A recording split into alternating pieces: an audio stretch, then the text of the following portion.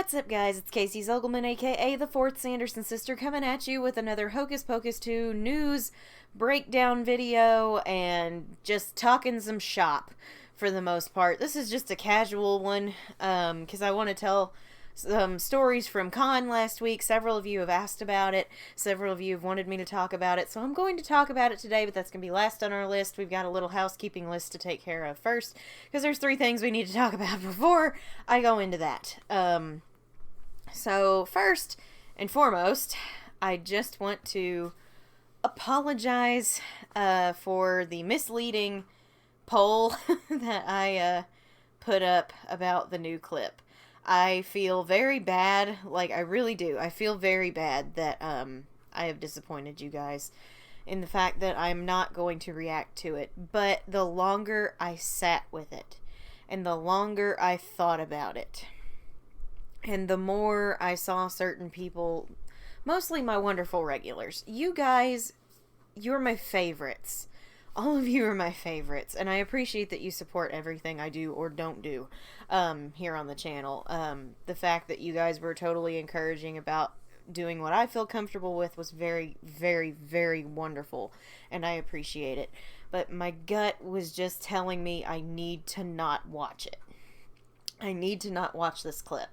And it's because little baby Casey, little 4-year-old baby Casey, who watched Hocus Pocus for the first time, really wants to feel that again with Hocus Pocus 2. She doesn't want to know everything ahead of time. Trailers are one thing, because they just give you like a little taste of what you're going to see. So, trailers are one thing. Official 2-minute clips from the movie, which is basically a scene from the movie, that's a totally different ball game, in my opinion. So the longer I sat with it, the less I felt good about watching it ahead of time. I know a lot of you wanted me to watch it and react to it, and I'm so sorry that I decided against it, but I didn't feel right doing it. I want my first time watching this movie to be very special and to be very fun and to be laughing at everything for the first time, with the exception of what we saw in the trailer, that day. I want it to be on that day. And I just could not justify me watching that clip. I couldn't justify it, and I'm so sorry, everybody. I'm so sorry. But, with that said, a lot of you after the fact commented and said, hey, you actually made the right call. We shouldn't have watched it because now we already know this, etc., etc. That's kind of what I like to call my witch's intuition was telling me to avoid it for. I didn't want to ruin it for myself. So that's out of the way now. I actually have a new poll up that I actually will listen to this time. I promise. About maybe starting a Discord server for the channel. Because we all like talking about this movie and stuff. And especially when the sequel comes out, we're going to want to talk. I thought about making a Discord server for the channel. That way you guys can hop on the Discord. You can join the Discord. We can have some fun there. And we can all just talk. We don't have to just have conversations in the comments, which gets a little tedious and you don't know when somebody's going to answer. You can actually talk in real time if you wanted to on Discord.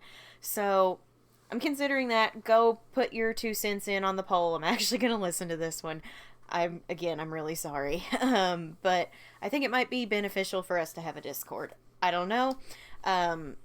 It's just something I'm toying with. So let me know your thoughts on that. Now that is all out of the way, we have a couple of things that have happened apart from that clip. At the Emmys, Hannah Waddingham blatantly threw out what her role is. She is not the Enchantress. She is not the witch. That's Into the Woods. She is the Mother Witch. Now notice she said Mother Witch and not Mama Sanderson. If she was Mama Sanderson, she would have been a lot less I wouldn't say uptight, but like professional with how she was talking to the girls in the trailer, I guess is what I'm trying to say. Whatever word that is. She would have been a lot more casual with the Sanderson sisters if those were her children. And clearly, they are not her children. They are her metaphorical or adopted children, which means the whole mother thing they would say in the first one likely means we're actually talking about this mother, not our real mother. And it would make total sense. It would make total sense for them to have been talking about metaphorical Mama Sanderson. Like, I did mention that she is metaphorical Mama Sanderson, not the real Mama Sanderson, several videos ago. It's just... So she's the mother witch, which, I'm not exactly sure what that's going to entail, other than she probably brings more people into the fold and is, like, kind of their boss, their head witch in charge, I guess you would say. And she provides the spell books and such. So, we know that that's Hannah Waddingham now. We know that that's Hannah Waddingham, and she was that dang bird. She was that dang bird. I'm so glad we finally got that bird out of the way. That freaking bird.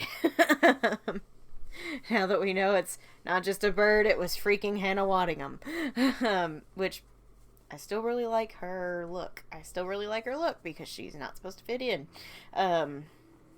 I don't know. That's just a personal thing. Personal opinion. But the other really fun thing that happened was an EW article came out with an interview from our three wonderful, wonderful, wonderful ladies. Our three wonderful Sanderson sisters sat down and talked, and it was great, and I love it. So we're going to talk about that real quick. I'm going to read the article. I'll share my thoughts as we go. So, let's just jump in. It's been 29 years since the witches of Hocus Pocus first put a spell on the actresses who brought them to life in Disney's 1993 classic. But for Bette Midler, Sarah Jessica Parker, and Kathy Najimy, the wait for the upcoming sequel felt more like 300 years. Right down to the day. Now the witches are back. Yes, there's hell to pay. Good. We get it, Entertainment Weekly. We appreciate it, but you're running the joke a little long.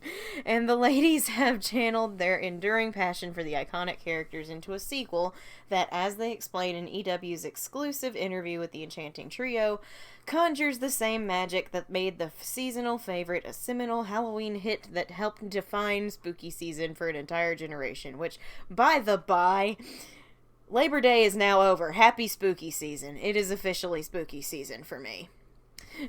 Like, happy spooky season, y'all. So it's a question and answer format, it looks like. Sorry, guys, my nose is itching.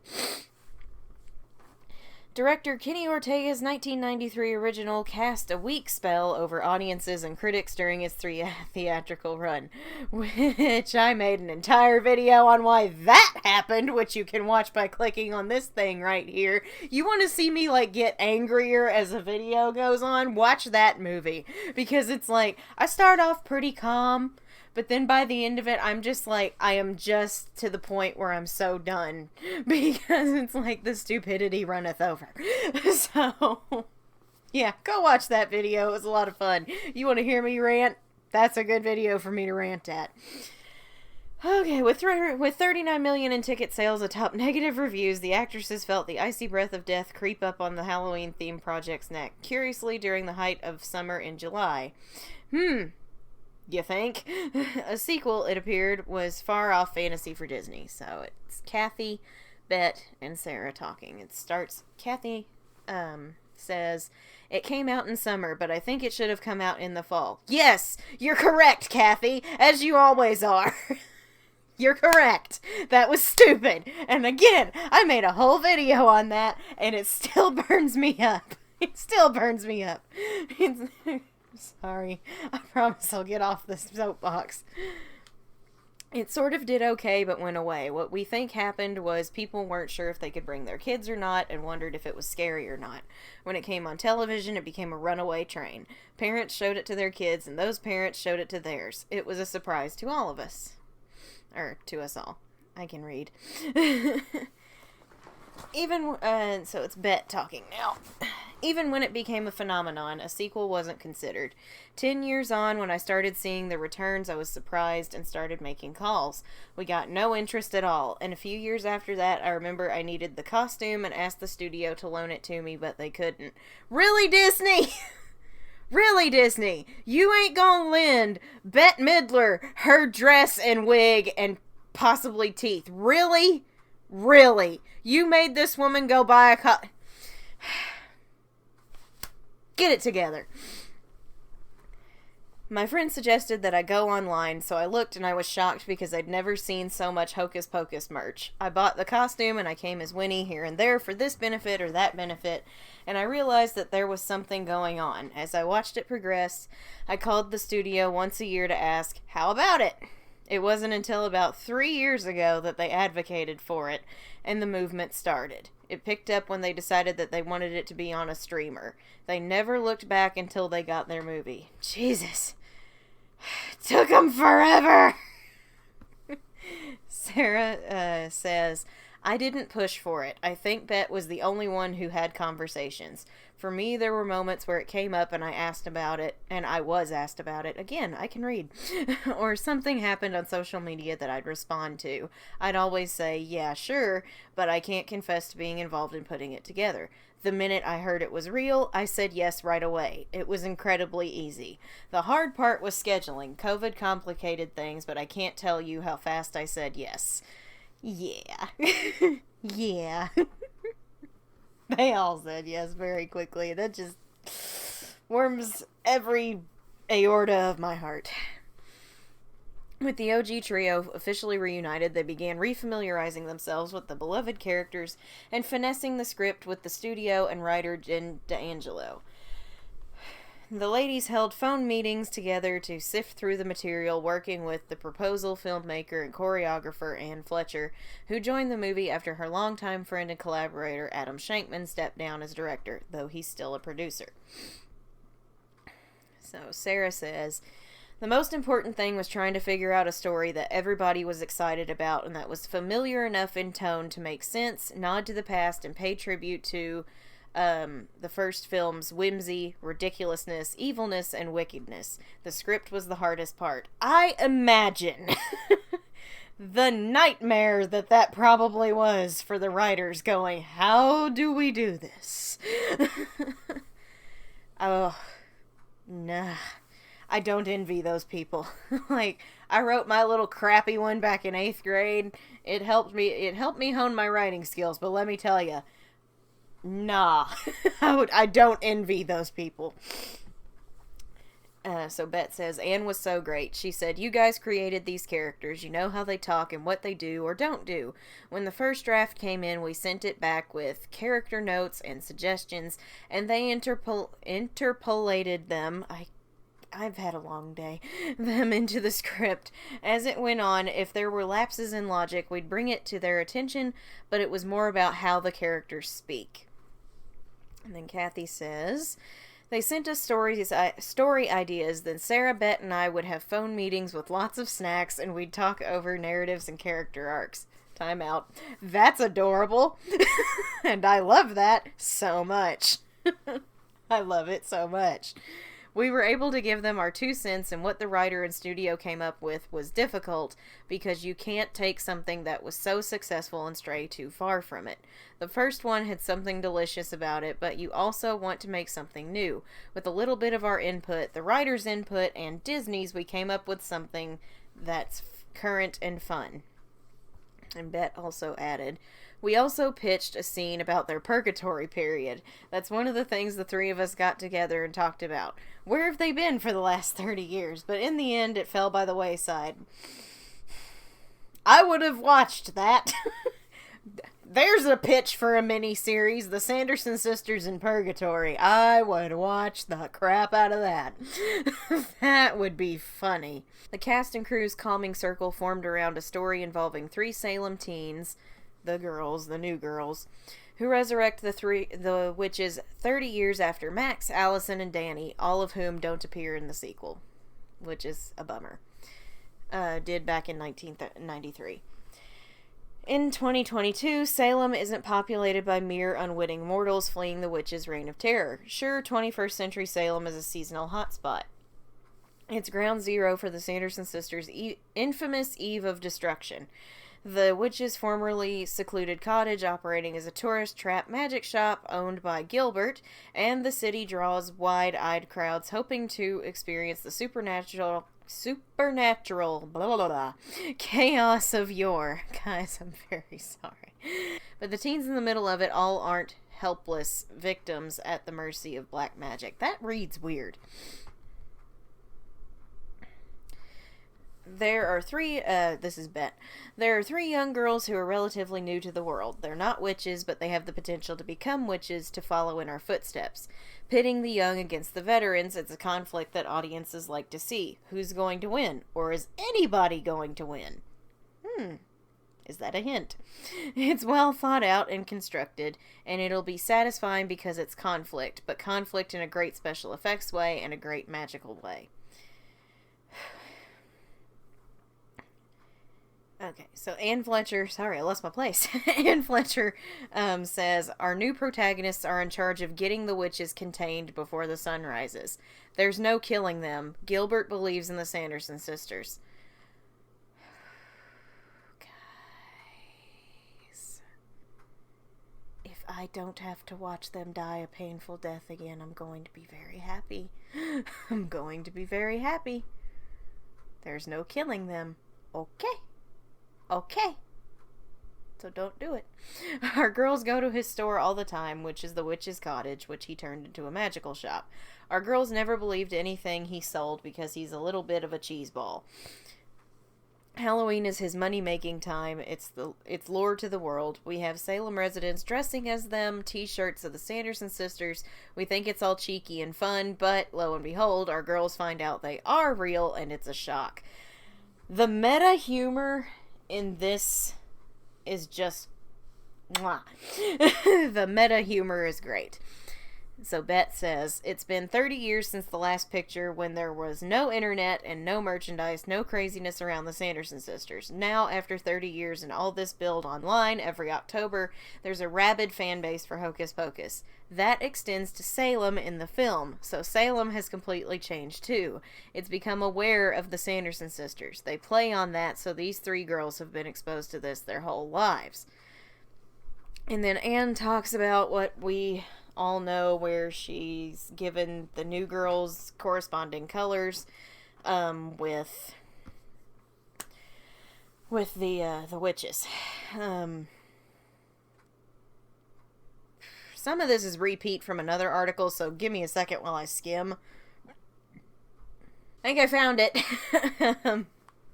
There's only one statement in this that we haven't read before, and it's about the story and the origin story, etc.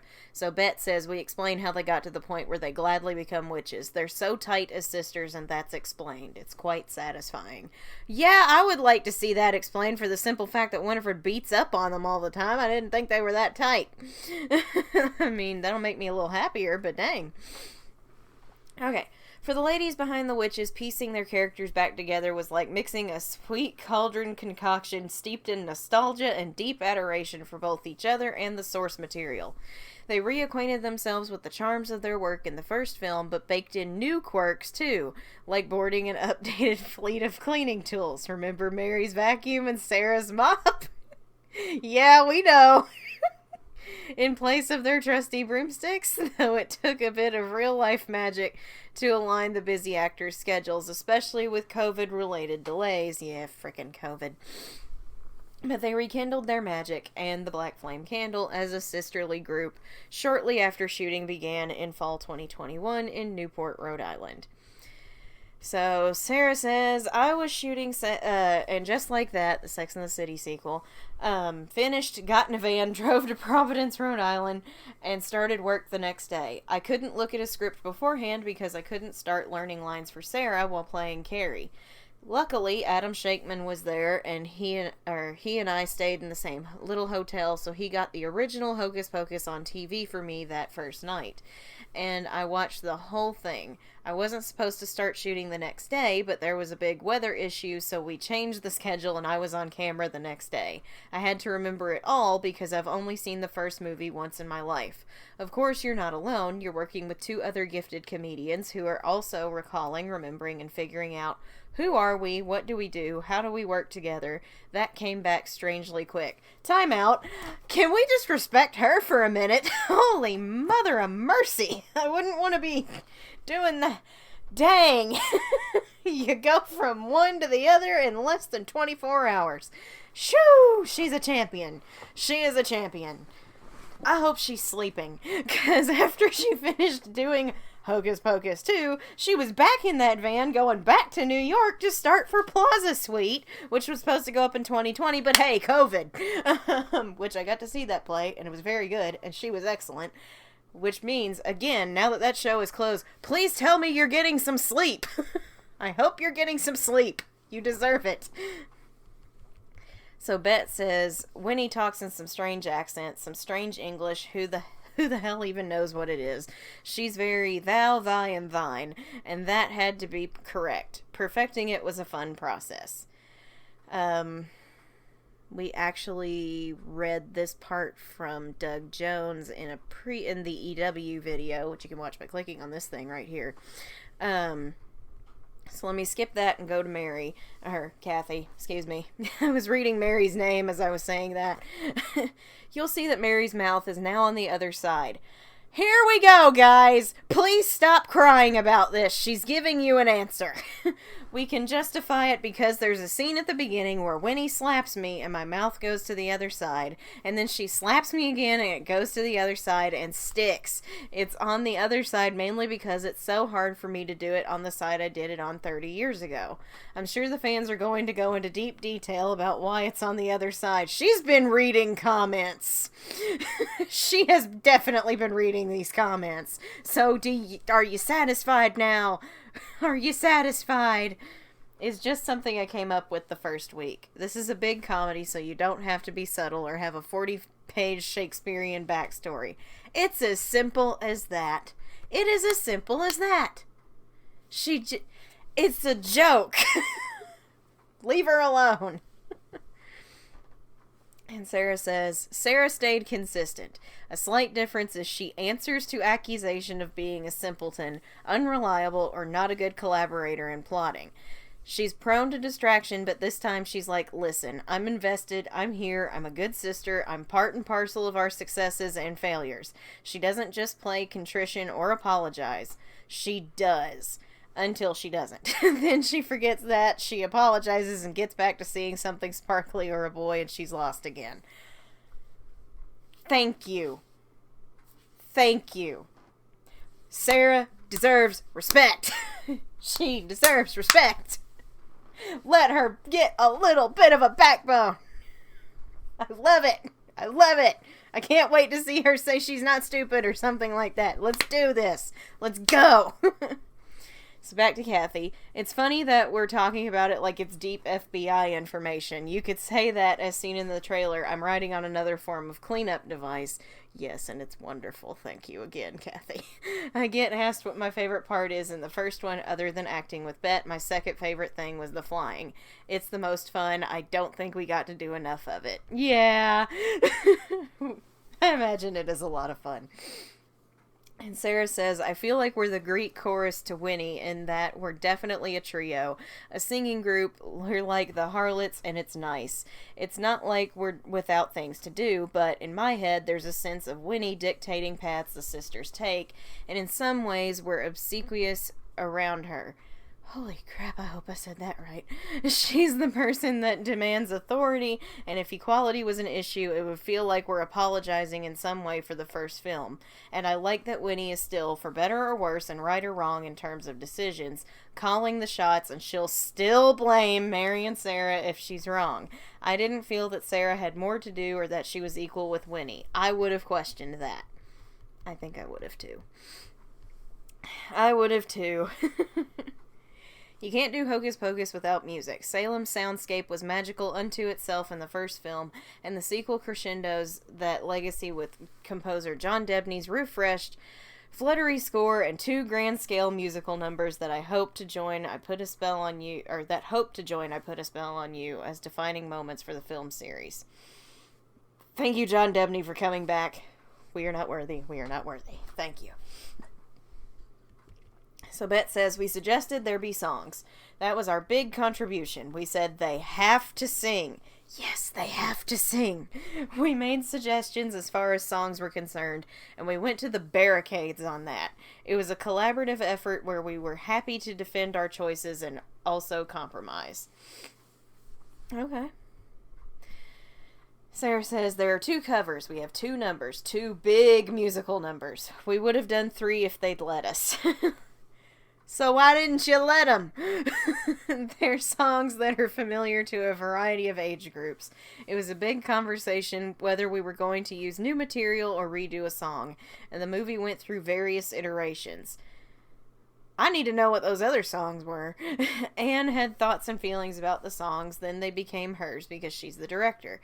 I couldn't rehearse the dance numbers, so I was sent a video and tried to learn it without anybody in the studio. We knew we wanted to do songs, but we didn't know what, and I didn't have strong feelings because we were in such good hands between Anne, the musical team at Disney, and Mark Shaman. I'm gonna say it's Shaman? Or Shyman? Maybe it's Shyman. I don't know. I went to Mark's studio. Shaman is a Pokemon. I'm gonna go with the other one. I went to Mark's studio after work and recorded my stuff, and that was great. He makes you feel super comfortable. He's more interested in you acting something than singing it perfectly. Character is everything to him. That's great. Bet says, I hope they fall into the category of equivalent to I Put a Spell on You. We know they will. We worked hard on them. We had rehearsals during COVID. We went from pillar to post, dancing, singing, and carrying on in masks. We're 30 years older, and I know those tracks sound great. It's always fun doing a musical number with those girls. When I saw the first movie, I thought, Bet, you're doing a great job. It's you. But I saw it a second time, and I saw what those girls did behind me, and I thought, these girls are stealing everything that's not nailed down. Yes! I love it. It made me laugh hysterically. It's all shared now. It's a 3-way composition as far as the sisters are concerned. It feels very sisterly. It's much more loving than it used to be. After 30 years in purgatory or limbo, they're happy to be free again. If I get to see them acting like a family, I'm gonna cry. It's gonna be great. I'm gonna cry. Kathy says, it's the same concept. We're looking for something and find ourselves just like we did in the first one. At that big party, people are on stage. It's the same deal that at the same Halloween party, but this one is outdoors and a lot bigger. Sarah says, the scary thing was learning it in time to get ready for shooting. We got it. We did it. That was our first week. We shot in Newport.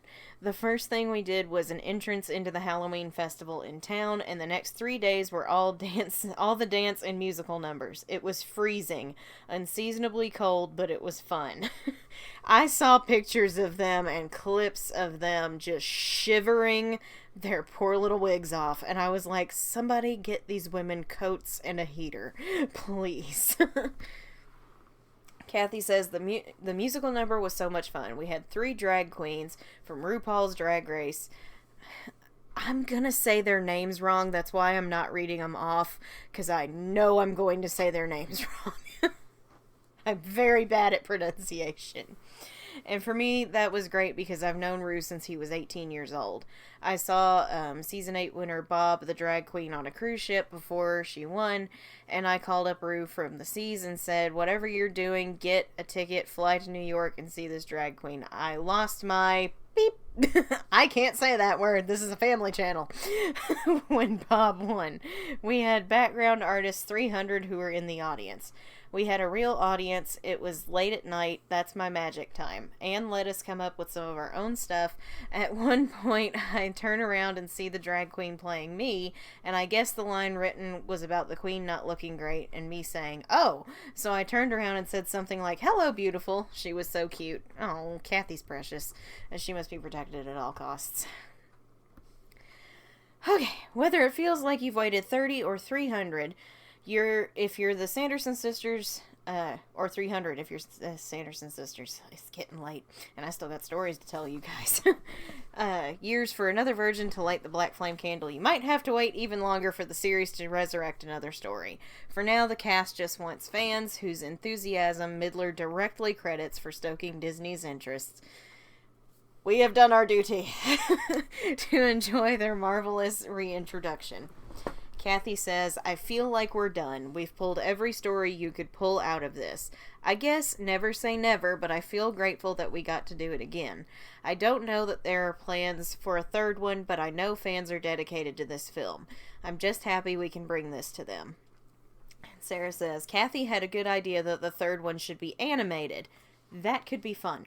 That would be cool and a smart idea. It's fun, funny, and could be interesting and innovative like old-fashioned or new animation.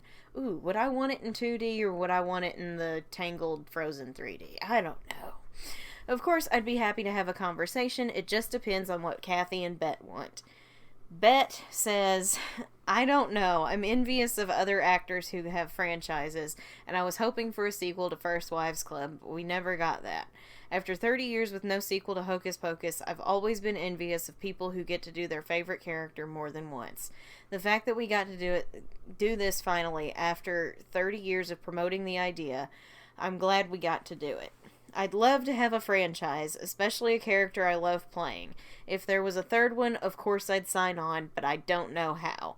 I can't imagine what the story would be, but I love Winifred, Sarah, Mary, and our relationship. It's good for women. We stick together through hell and high water, but we do cause mayhem, and not many women cause that much mayhem. Okay, that is all we've got from that. And guys,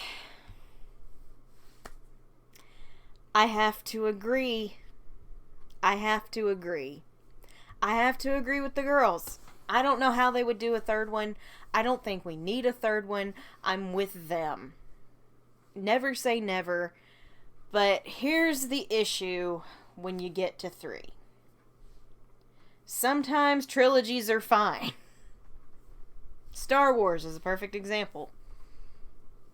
Sometimes trilogies are not fine. Star Wars is a perfect example. Take that as you will. When you hit trilogy territory, quality tends to suffer for quantity. At that point, it is legitimately just money, money, money, money. We want money, we want money. And usually you get money, because we'll all pay to see it if it's something we really like. But I do not want to see that happen to this franchise, because Hocus Pocus doesn't deserve that. It doesn't deserve to be disrespected in that way. It has gotten a lot of us through so much, myself especially.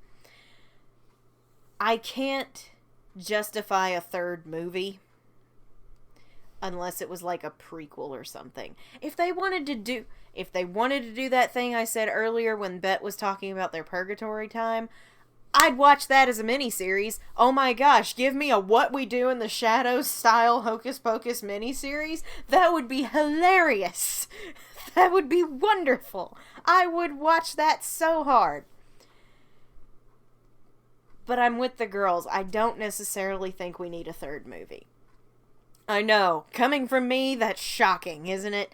But I love this series too much to see it suffer for the sheer fact that Disney's like, well, the last one made us money. Let's get more money. I don't want to see that. I don't want to see that happen to this. I think that would hurt more than a movie just being done poorly. I'm with the girls. I don't know how they would do it. I don't think they need to do it. I'm with Kathy. I think we're done. I think we're done after this one. I know Anne said she left it wide open for a sequel or something, but if they wrap it up as neatly as I'm hoping and assuming they do, we don't need a third one. We don't. Unless they could deliver on it being really, really good. And that's the hardest part. So, I agree. I don't think we're going to get a third one, and I don't think we frankly need a third one. If you're going to do a third one, we need to go prequel mode, or we need to go the route that I mentioned with What We Do in the Shadows style miniseries. I'd watch that. I'd watch those. You're telling me that you guys wouldn't watch the Sanderson sisters in one-on-one interviews throwing shade at each other? I'd watch that. I would watch that. It'd be so much fun. But yeah, we don't need it. We don't need it. But I love that interview. I love everything about that interview. It makes me so happy to see them talking the way they did. It's just great. It's great. I'm so happy they got to do it again. I know how special it is to us, but it's so special to them too. Like, and that tells you right there that Hocus Pocus 2 is going to be a good movie. I know people are still worried. I am not worried anymore. I'm really not worried anymore. And I'm sorry, the fact that they said keeping them contained until morning instead of being like, yo, we gotta them again, because Gilbert believes in the Sanderson sisters. My heart. My heart. Yes. Thank you. Please don't kill him again. It hurt too much the first time. But yeah, that interview was great. You can tell they care about each other, and you can tell they care about their characters. And it's wonderful. It's wonderful. It's so wonderful. We're at 37 minutes. That was a long interview. If y'all want to hear some stories, I need to get to some stories, don't I? So, yeah, last weekend I was at Horrorhound Weekend in Cincinnati. It was a lot of fun. I had a blast. I was only there Friday and Saturday because I had to come back for a bridal shower for my cousin, who I love very much. Well, cousin-in-law, future cousin-in-law. It's confusing.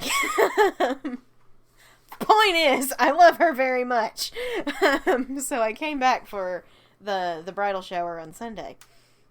But that Friday was the first day. I drove up from my place in Kentucky all the way up to Cincinnati. That was my first time doing that. I was so scared. I did not enjoy that drive. I didn't mind most of the drive, but once I got into Cincinnati, when school was letting out and traffic was stupid, I was white knuckling the wheel. I was not having a good time. I had to turn off the music so I could see. I was like, that's not keeping me calm anymore. I am not okay. I was not okay. So when I got checked into the hotel, I went up to the hotel room and I got sick. Full disclosure, I got sick because my anxiety was up here. It was up here. I was like, I couldn't handle it. But then I was like, I brushed my teeth, got everything, got all refreshed, got in my Jedi Mary costume, which in 86-degree weather is extremely hot, in case anyone needed to know. And my hotel was like 2 blocks from the convention center, so I just started walking. There are 2 hotels next to each other. You got the Delta, and then you got the one that I stayed at.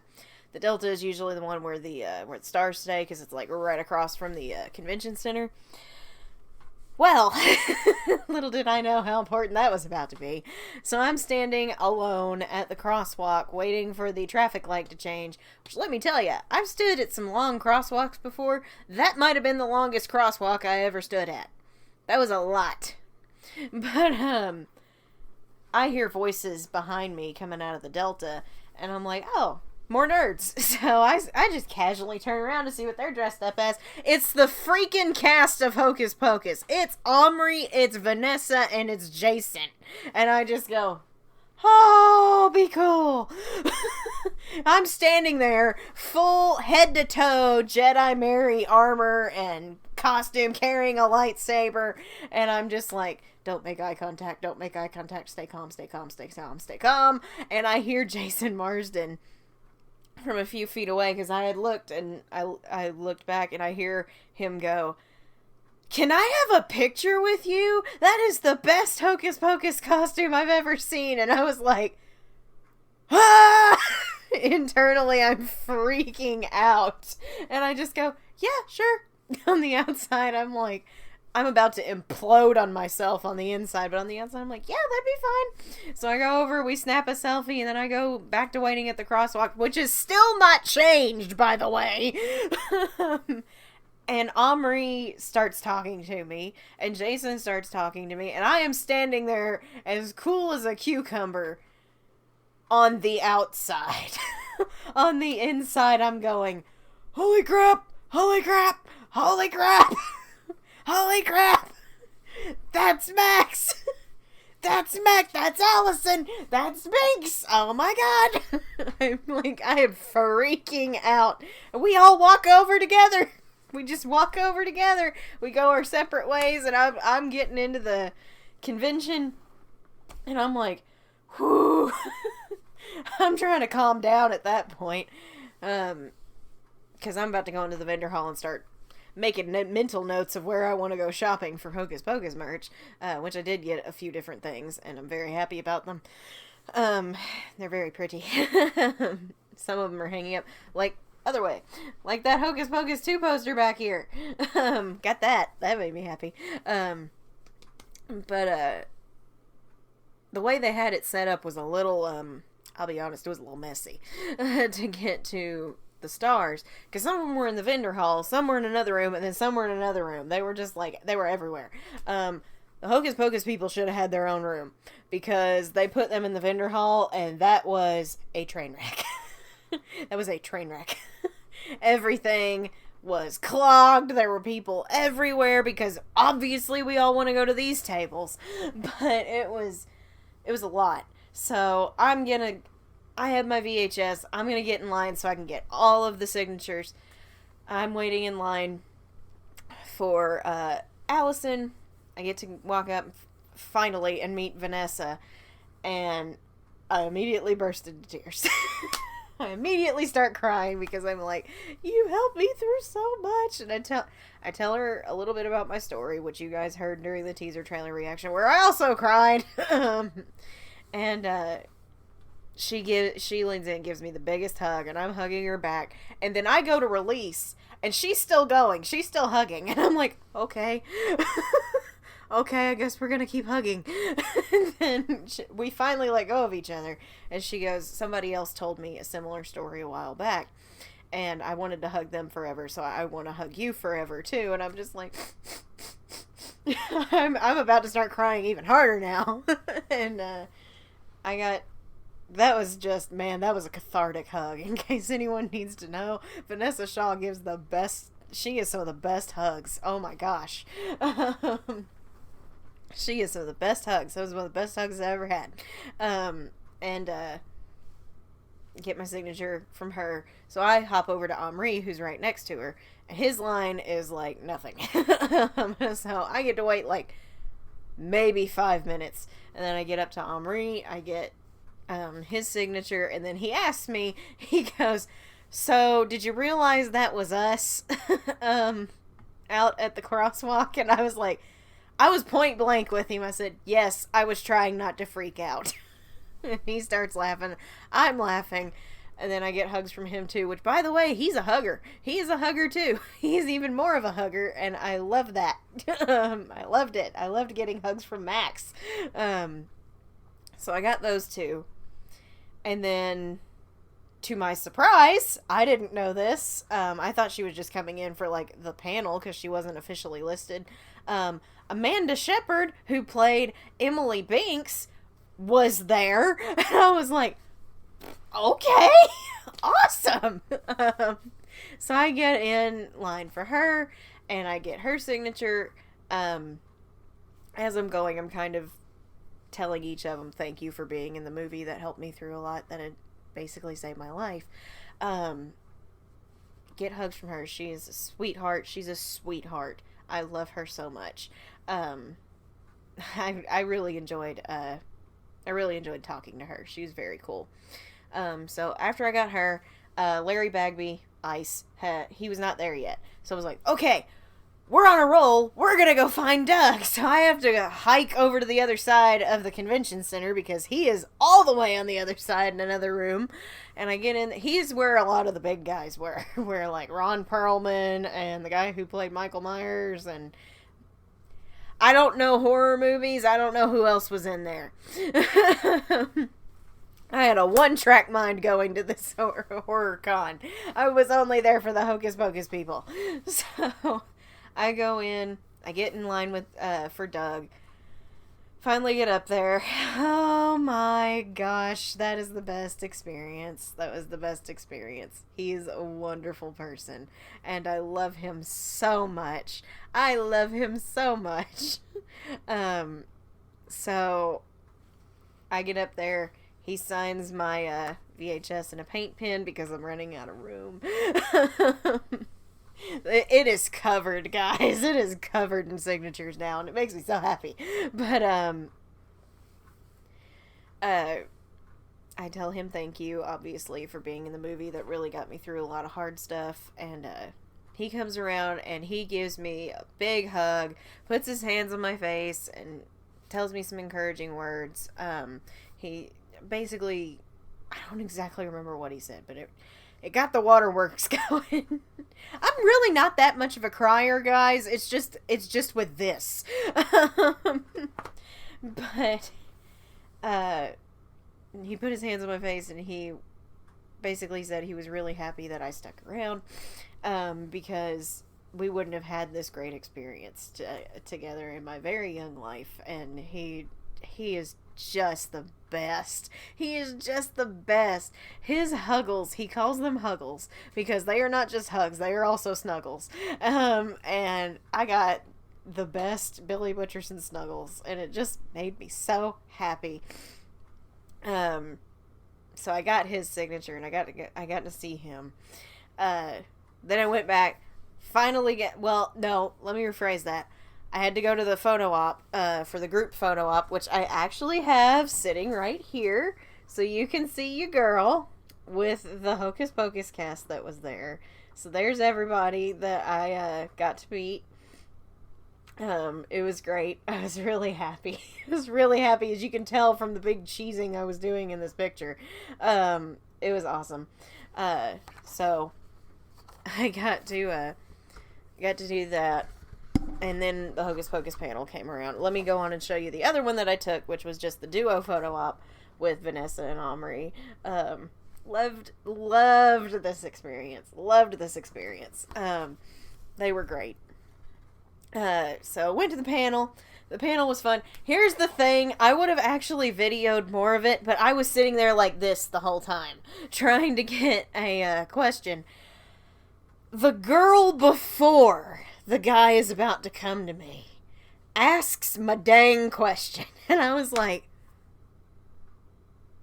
oh, crap. What do I do now?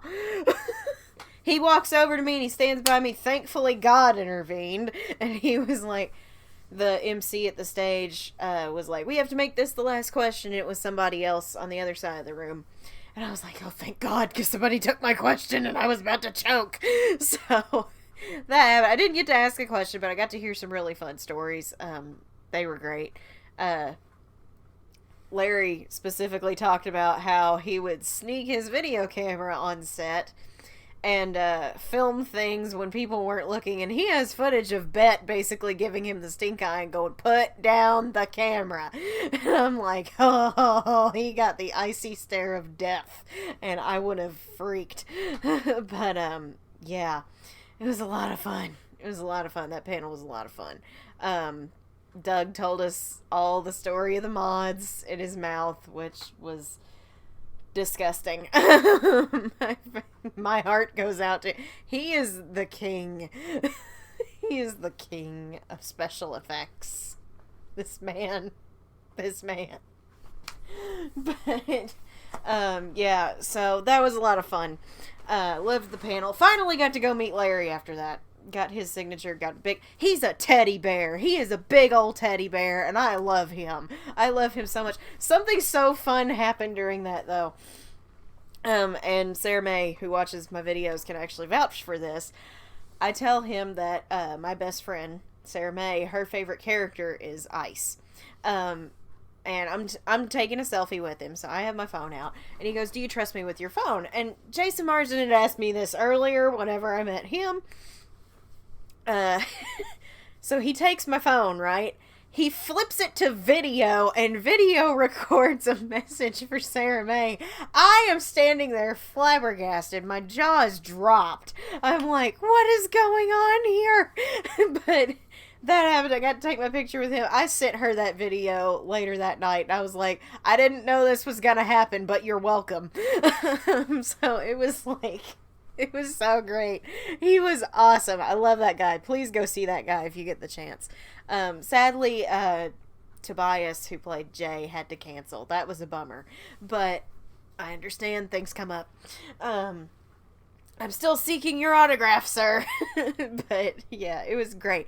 It was great. So that was day one. Of course, this is also the same day that the trailer drops when I'm in the panel and you guys are blowing up my freaking phone going, yo, the trailer dropped. I'm aware of that. So, I went back to the hotel that night, filmed my reaction for you guys, edited it, got a bath, ate 2 bags of Fritos, a couple gummy worms, and passed out. I was tired. And then the next day, went back to the con. Got to go see everybody again. All of those pictures are over on my Instagram if you want to see those. But I had my pro op with Doug that day. So something I wanted to do, because if I was getting a pro photo op with Doug Jones, I had to be Sarah that day. So I was dressed up as Sarah for this, but I knew there were going to be a bunch of Sanderson sisters, and I wanted to stand out from the other Sarahs. So the clever thing I came up with to do that was I made a tag for her to wear. I had it tied around my wrist. And it's a lost and found tag that you can actually see in my pro photo op with Doug. That says, "If found, please return to Mary or Winifred Sanderson." And then underneath, in Winnie's handwriting that I made up, it says, "Or don't, feel free to keep her." So that was a really fun thing. He liked the sign. He thought it was great. Vanessa thought it was hilarious. Everybody thought it was funny. There were people stopping me to get a picture specifically because of the sign. And I was like, I am the coolest Sarah Sanderson here. Because I made a silly lost and found tag to wear. And it was great. Like, Vanessa was like, this is so funny. Because it's not unrealistic. She's so ditzy, it wouldn't surprise me if she had to wear that. And I was like, I know! So, it was so fun. One little girl, this was probably my highlight of the day, other than obviously hanging out with all of them. On day 2, I'm wearing this tag, right? There are little kids who want to take pictures with me, so I take pictures with a lot of the little kids. One of them, came rushing back to me later because she helped me hold up the sign, and I had said in the Sarah voice, I had asked her, hey, can you help me find my sisters by holding up this sign in the photo? Well, she finds a Mary cosplayer, right? So she runs back to me. She finds me, sought me out, and is like, I found a Mary, come on! And I was like, you know what? We're gonna play into this. So I followed the little kid. And I met the Mary, and I said the little girl was trying to return me to you, and she just looked a little dumbfounded. I held up the sign, and she thought that was funny. And I was like, yeah, a little girl just tried to return me to a random Mary cosplayer. It was beautiful. It was great. Oh my gosh, yeah. Con was amazing. Con was amazing. Getting to meet all of them was so great. It was so much fun. I loved everything about it. I think the craziest thing that happened, though, was just standing at the crosswalk and then walking over with 3 members of the Hocus Pocus cast because I was just standing at the crosswalk. But It was great. It was great. I'm very happy. We've been going for almost an hour. I need to wrap this up because I still have to go to work tomorrow. Thank you guys so much for watching. What did you think of everything we covered in this video, from the interview to Hannah's role to me not watching the clip to the stories from Con? Let me know in the comments down below. Thank you guys so much for watching. If you're new to the channel, please remember to drop a like and subscribe if you haven't. It's free. It helps me, and what helps me helps you guys get more great content like this. As you guys know, on September 29th, I am going to be doing a live stream watch-along of Hocus Pocus here on the channel. How it's going to work is I'll tell you guys when to hit play. I'll be playing it on my screen. I can't stream the movie or Disney will be very angry with me. So you'll be watching it in your home. I'll be watching it on my home. And I'll be live streaming. I'll be answering questions. I'll be doing a running commentary.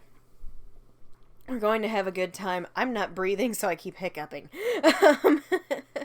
We're gonna have a good time the night before Hocus Pocus 2 comes out, and then Content Armageddon runs me over like a semi-truck. It's gonna be crazy, but it's gonna be a good night. And because we reached 1,200 subscribers, thank you guys very much for that, I will be dressing up as one of the Sanderson sisters for the live stream, but you're not going to know which one it is until you turn on your computers or I turn on my camera, whichever one happens first. I will be doing a full watch-along of Hocus Pocus 2 on the channel on October 1st.